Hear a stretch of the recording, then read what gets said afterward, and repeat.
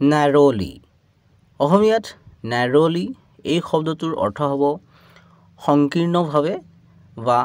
কোনোমতে বা অসুবিধাৰ সৈতে বা অতি ওচৰৰ পৰা অৰ্থাৎ অতি কম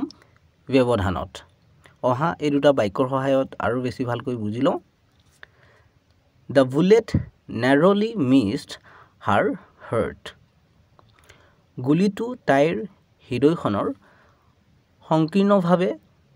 বা অতি ওচৰৰ পৰা পাৰ হৈ গ'ল The team lost narrowly দলটোৱে সংকীৰ্ণভাৱে পৰাস্ত হয় বা দলটো কোনোমতে বা সামান্য ব্যৱধানত পৰাস্ত হয় চেনেলটো সাবস্ক্ৰাইব কৰি ল'বা কাৰণ এনে ধৰণৰ ভিডিঅ'বোৰ ইয়াতে পাই থাকিবা